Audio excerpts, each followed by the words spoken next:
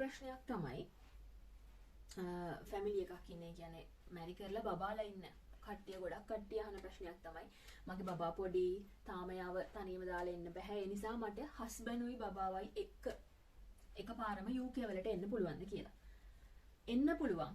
මම බෑ කියලා කියන්නේ නැහැ. ඔයාට එන්න පුළුවන්. හැබැයි හොස්පිටල් එකෙන් ඔයා හොයාගන්න හොස්පිටල් එක මොකක් වුණත් හොස්පිටල් එකෙන් ඔයාට ෆන්ඩ් දෙන්නේ, ඇකොමඩේෂන් දෙන්නේ, ටිකට්, වීසා මේ හැමදේම දෙන්නේ නර්ස් විදිහට එන ඔයාට විතරයි. ඔයාගේ ෆැමිලි එකට කිසිම ෆන්ඩ් එකක්වත් කිසිම වීසා ටිකට් කිසිම දෙයකට හොස්පිටල් එකෙන් අනුග්‍රහය ලැබෙන්නේ නැහැ. ඒ නිසා ඒවට යන වියදම ඔයාගේ වගකීමක්. සහ ඔයා ෆැමිලි එකත් එක්කම හේනවා නම් ඇකොමඩේෂන් දෙන්නේ හොස්පිටල් එකෙන් ඔයාට විතරයි. ඒ නිසා ඇකොමඩේෂන් හොයාගන්න ඔයා ලංකාවෙන් මෙහෙට එන්න කලින් ඔයා ඇකොමඩේෂන් එකක් හොයාගන්න ඕනේ ඔයාගේ ෆැමිලි එකට නවතින්න පුළුවන් විදිහට. මෙන්න මෙතනදී තමයි පොඩි ප්‍රශ්නයක් එන්නේ ගොඩක් අයට. ඇකොමඩේෂන් එකක් හොයාගන්නකොට. ඇකොමඩේෂන් එකක් හොයාගන්නේ කොහොමද කියනවනම් මෙහි තියෙනවා Zoopla, Right Move, on the market කියලා apps තුනක්, websites තුනක්. ඒ website වලට ගිහිල්ලා ඔයාගේ requirements ඔයා ඉන්න area එකේ post code එකත් එක්ක ඔයාගේ requirements ටික දුන්නාම ඒ area එකේ දැනට rent කරන්න තියෙන house list එකක් ඔයාට එනවා. එතනින් ඔයාට එකක් select කරලා agent ව contact කරගෙන තමයි මේ වැඩේ කරගන්න තියෙන්නේ. එහෙම නැතුව private landlords ලාත් ඉන්නවා. හැබැයි ගොඩක් private landlords ලා කැමති නැහැ පිටරටක ඉඳන් එකපාරම මෙහෙට එන කෙනෙක්ට ගෙවල් දෙන්න. මෙන්න මේ හේතුව හින්දා එකපාරම පිටරටක ඉඳන් මෙහෙට එන කෙනෙක්ට ගෙයක් හොයාගන්න එක ටිකක් අමාරුයි.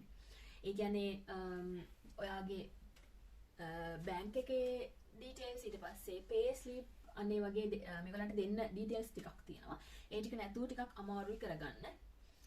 ඒ අරුණහම වෙන කිසිම ප්‍රශ්නයක් නැහැ. ඔයා financially stable නම් ඔයාට family එකත් එක්ක එකපාරම ලංකාවේ ඉඳන් මෙහෙට එන්න පුළුවන්. ඒත් එක්කම දැන් මෙතනදී ඔයා එකපාරම family එකත් එක්ක මෙහෙට එනවා නම් ඔයාට මෙතෙන්දී වියදම් ගැන ප්‍රශ්නයක් එනවනේ කීයක් විතර මං අතේ තියාගෙන එන්න ඕනද එනවනම් මුලින්ම family එකට visa apply කරන්න යන ගාන මම දන්නේ නැහැ දැන් හරියටම කීයක් යනවද කියලා family එකේ හැමෝටම visa apply කරන්න යන ගාන අතේ තියෙන්න ඕන ඔයාගේ flight tickets වලට යන ගාන අතේ තියෙන්න ඕනේ ඒ වගේම ඔයා මෙහෙන් UK වලින් ගයක් ගන්නවා නම් දැන් මම කතා කරන්නේ මං ඉන්න area එකත් එක්කලා compare කරලා 2 bedroom house එකකට අපි 675ක් යනවා කියලා කිව්වොත් එතකොට ගේ ගන්නකොට ගෙදර පළවෙනි මාසේ rent එකයි deposit එකක් ඒගොල්ලෝ ඉල්ලනවා 1 month rent එක වගේ එහෙම නැත්නම් 6 weeks rent එක වගේ payment එකක් තමයි deposit එක විදිහට ඒගොල්ලෝ ඉල්ලන්නේ ගොඩක් වෙලාවට ඒක 6 weeks තමයි 6 weeks rent එක deposit එකයි පළවෙනි මාසේ rent එකයි එකපාරම ඔයා pay කරන්න ඕනේ ගේ ගන්න කලින් එතකොට එතෙන්ට යන වියදම සාමාන්‍යයෙන් 675ක ගයක් ගත්තොත් එහෙම ඔයාට 780ක් විතර තමයි ඩිපොසිට් එක යන්නේ. ඒ ගාන ඔයාගේ අතේ තියෙන්න ඕනේ. ඊට පස්සේ ඔයා මෙහෙට ඇවිල්ලා පළවෙනි මාසේ ඉවරුණාට පස්සේ සාමාන්‍යයෙන් මාසේ අන්තිමේ තමයි සැලරි හම්බ වෙන්නේ. අන්න ඒ වෙනකන් මාසේ ඇතුලේ වියදම කවර් කරගන්න ඔයාට පුළුවන්කම තියෙන්න ඕනේ. ඒ වගේම ඔයා ගයක් ගත්තාම council tax, electricity, TV license, ඊට පස්සේ wifi මේ හැමදේම fix කරගන්න ඕනේ. අන්න ඒ දේවල් වලට යන වියදම ඔයා කවර් කරගන්න ඕනේ. මම monthly expenditures ගැන වීඩියෝ එකක් කරලා තියෙනවා.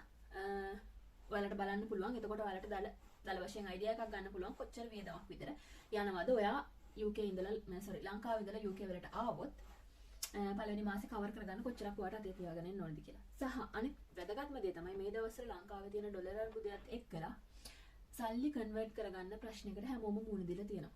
එයාපෝට් එකෙන් උනත් මම දන්න විදිහට 200කට වඩා දෙන්නේ නැහැ. දැන් ඊට වඩා අඩු කරලත් දන්නේ නැහැ, වැඩි කරලත් දන්නෙත් නැහැ. අන්තිමට මම අප්ඩේට් වෙලා ඉන්නකොට 200ක් වගේ තමයි පවුන්ඩ් නෙමෙයි ඩොලර් 200ක් වගේ තමයි ලංකාවේ ඉඳන් පිටරට යන කෙනෙක්ට හම්බ වුනේ. අන්න ඒ නිසා රුපියල් ඩොලර් වලට නැත්නම් පවුම් වලට කන්වර්ට් කරගන්න විදිහකුත් ඔයාට හොයාගන්න වෙනවා.